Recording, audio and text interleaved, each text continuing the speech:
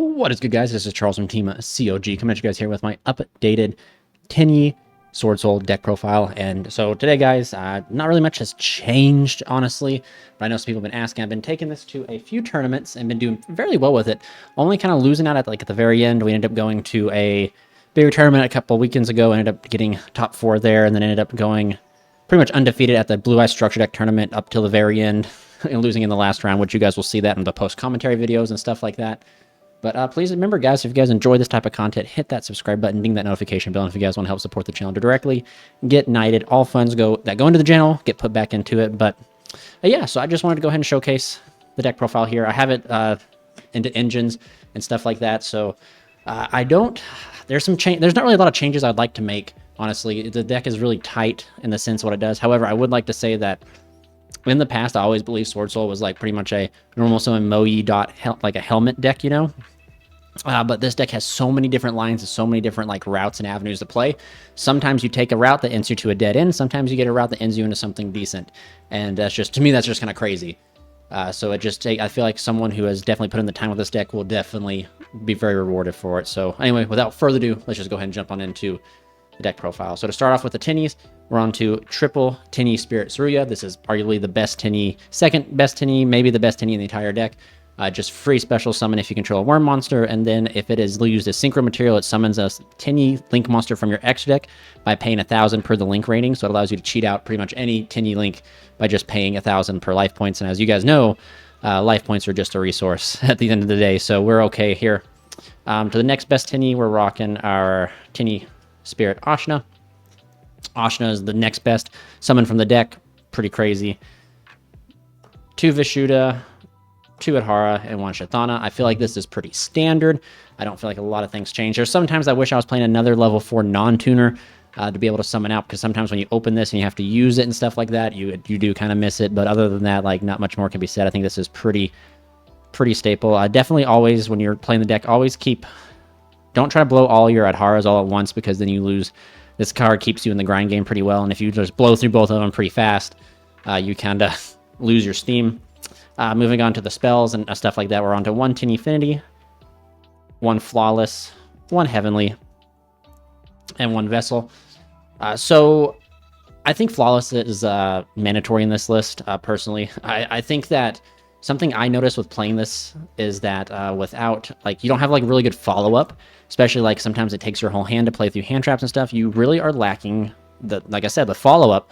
So Flawless just allows you to get a draw 2, a Pot of Greed during the opponent's turn, which allows you to replenish your hand, possibly draw into like more non-engine, and to be able to like interact with your opponent, or allows you to, you know, just draw into like more extenders to push on that turn 3, and not just be hoping to top deck, which is really insane. Something to also note is that you do get all non-effect monsters are unaffected, so like it just puts your opponent in like some weird states. Actually, in one of the games recently, the Nib token was unaffected. It was a huge Nib token that couldn't be added by a monster, which was kind of wild.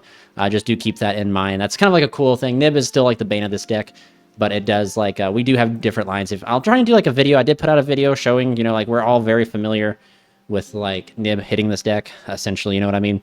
But there is definitely a bunch more 2-card combos and 2-card iterations to prevent a Nib, or like, you know, force them to use Nib, or like we just push through Nib and stuff like that. It's very hand dependent, but this is it for the Tenyis. As you can see, it's a pretty hefty amount of Tenyis here, Tenyi cards. Moving on here, we'll move on to the Swordsoul. Pretty much the Swordsoul, in my opinion, is like the normal summons of the deck. In a way, we're on to triple Moe. Not really much can be said there. Triple Long Jean Silver here. This card is like probably one of the best extenders in the deck. All the Tenyis are it's kind of interesting. Like the deck has a very interesting dynamic in the sense of that some of the Tenyis are extenders, like Tsuruya and like Longwan are very powerful extenders, but then like Ashina, as long as there's a normal effect or non-effect or a vanilla monster on the field, is also an extender because they can just banish a summon from the deck. Double Taya. Some of the best like 2-card combos is like literally Tsuruya with either Taya or Moe. However, I'll tell you what, I need to just play more and like get a little better tuned with the deck, but sometimes like I will like normal summon Moe, have Tsuruya, and then open the Heavenly Circle, and sometimes I don't know if it's correct to like just let them imperm Moe and then just special summon Tsuruya, or do I use like Heavenly Circle, Tribute to, you know, resolve. Like sometimes it puts you in some difficult scenarios. For the honorable mentions, 2 Incredible Ecclesia. It's another Swordsoul card. I kind of almost want to cut this card down to 1 because it is really, it sucks seeing when you're going first. And some people are going to be like, oh, but it counts as an additional name for Moyi and for Taya. But like this card loses so hard to Ash, whereas like neither one of your other normal summons do. But going second, this card is phenomenal. It's just a free buy to put on board. And then essentially what you do is you put this card on field, you go ahead and do your other stuff, and then once you've baited everything, you can use this to go into Taya to summon, and then you go into Abaxia and spin cards. But like just drawing this card and this card being your only starter is so weak. And it doesn't even count like as a Swordsoul card, so you can't even pitch it with Longwan. So yeah, that's just like the weakest part is just Ecclesia not being a Swordsoul by name. We'll just quickly go into the Swordsoul spells and traps. Triple Emergence and 1 Blackout. I do kind of wish I could find some space to play the Summit, just because the Monster Reborn, a searchable Monster Reborn is nothing to laugh at, but just we're at 42 cards and space is already so tight. Just do take in mind, if you already have a Synchro out, you can use Emergence to search out any worm monster. I guess that's also to go ahead and quickly brush over those who don't know. Like these 2 cards. If you control a non-effect monster, it's a Foolish and an add. This right here, tribute any worm monster on the field, add any worm monster. If you contribute a non-effect, summon it, and then Tenyi Infinity adds these 2 cards. But Tenyi Infinity has a cool going second effect to where if you were to you tribute a worm monster you control to pop a card on the field, so it's pretty cool. For the final honorable mention, probably the most busted card in the entire deck, honestly, is Protos Nemesis. If I were to tell you like one reason to play this deck, it's because you have multiple avenues and searchable route to get to Protos, which is just a walking floodgate. Which is, again, amazing. Like this deck, I mean, that's arguably what every deck needs something unfair kind of in a way to like succeed, and this is kind of like the most unfair thing that we can get. This card is very flexible in the sense you can call light, dark, fire, and even water, and you'll see that in one of my post-commentary matches. I'm able to get Protos out and get Xingyin out and call water, and that just locks the opponent out from playing completely, which is really cool. But you got to see those lines, and even like right now, I am by no means no black belt or master in the art of Tenyi, so like I'm still learning myself, but yeah, so that's it for pretty much all the worm and stuff like that. All the engine, main deck engine is like right here. Going on to the non-engine, we don't have a lot of space for non-engine, so like you got to utilize your non-engine space the way you see fit. But I'll go over like what mine is and like the minor changes I've made, because like in the previous deck profile, I had Nibiru, and Nibiru kept conflicting with the Tenyis, so I decided to trade it out for some other cards here. So for non-engine, you're just on to triple Ash Blossom of Joyous Spring, triple Impermanence, triple Effect Veiler, triple Molcharmy. This is the card that's not Nibiru, Molcharmy, and some people are like, oh, we can't afford Molcharmy. So if you can't just play like droplets or something, I felt like this deck's like engine here could break boards pretty well. Like I feel like there's a lot of ways for us to break boards with going into Boxia, with going into Xingyin to banish. There's just so many different ways and different like avenues that we can go to like push through established boards that I felt like Nibiru, just like I hated to see it essentially, so that's why like Molcharmy replaced Nibiru is because Molcharmy can draw us into more engine, which then allows us to potentially break those boards. Whereas if it was Nibiru, I'd either drop Nibiru and then shut off my entire like Tenyi engine, which is like insanely like sometimes like the Tenyi engine bridges you into your Swordsoul, and then sometimes Swordsoul bridges you into your Tenyi. But if you're shutting off half your engine because of just controlling a Nibiru, it's pretty detrimental. So I thought that Molcharmy would be the best, and then like pretty much the 9 non-engine that I could potentially draw in conjunction was Effect Veilers, Impermanences, which are not hard once per turn, so I can activate multiples if I draw them, and Ash Blossom, just, another non-engine card to draw into. But again, the main goal of this is to draw into, like, your engine, so, like, you can potentially break the board. Again, like, Tenyi Infinity is a incredible card going second. Protos can also be used while going second, because you just summon Protos and then call whatever attributes on the field. As long as you know you're not locking yourself, you essentially call the attribute, destroy it, and move on that way. But, yeah, so this is it for the main deck, 42 cards. We'll quickly go on over here to the extra deck. Extra deck is triple Monk of the Tenyi. Arguably, you could cut this guy down to 2. However, I'm not a big fan of it. But it's very necessary, a minimum of 2, essentially. Maybe if you're more skilled than I am, you can play 2, but I rock 3 because I'm not super skilled with the deck yet. But minimum 2, I play 3. 1 Shaman, and then 1 Sahasrara.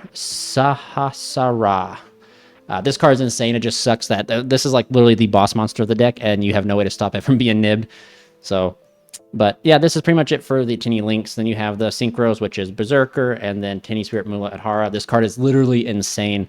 This card is so insane. I actually think that this card is like the reason this deck can like it was able to push this card along with like, you know, like Saruya was able to push this deck into being able to be like at least roguely viable again.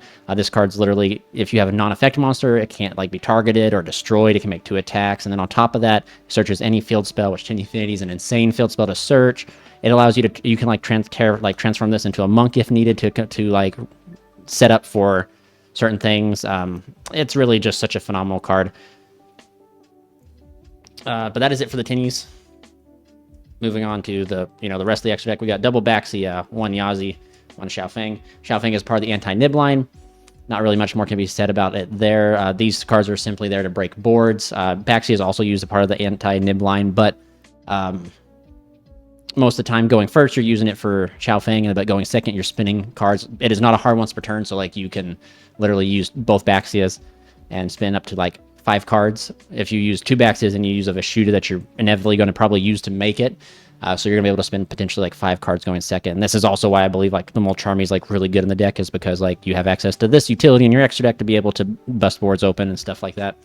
But that is it for the Yangzing side of the stuff. And the Sword Souls, pretty self-explanatory. Double Qishao, 1 Shenying, and 1 Sinister Longzhuan Silver here. Not really much more can be said. This is pretty standard in my opinion. Nothing, like I said, nothing really crazily has changed here. It's just, you know, I do take note, I did a huge misplay in one of the videos where I didn't know that this card can banish from the hand. So like under Shifter, you go Qishao, search out Blackout, set Blackout, and at least through a Shifter you can have Qishao Blackout, which some people are going to be like, oh, that's not enough, but sometimes, man, Qishao Blackout is enough. And then of course Qinying's really good because it's a water that we can make and it can protect itself from like with interactions with Protos here. So like when you make Protos, you summon out Protos call water, it'll attempt to destroy Qinying, and then Qinying protects itself from being destroyed, which is pretty wild in the sense that you pretty much waterlocked your opponent while keeping Qinying on the field. That's like pretty insane. And you know, with like Crystron, Mermails and stuff being prominent in the format, you need it's good to have like a water target to be able to call fire. I mean, like arguably if, you know, if Snake Eyes or anything like that ever rises back up, the Age of Fire happens again, we will have fires to be able to call, especially in the sense of that Shaman's also a fire. We pretty much have almost every attribute's covered in a way. I just, through the main deck at least, through the main deck or extra deck, like the attributes covered.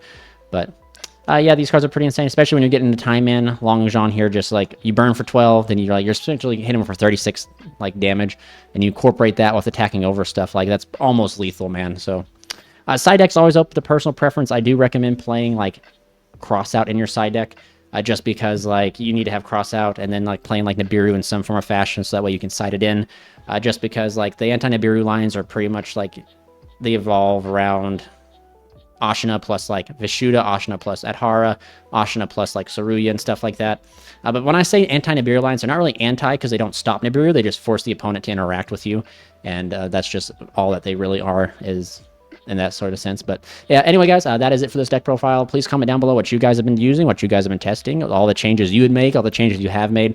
Please just remember, none of my stuff is ever gospel. I only just bring you guys what I've been able to test and go for. But yeah, thank you guys so much for watching. This is Charles from Team COG signing out.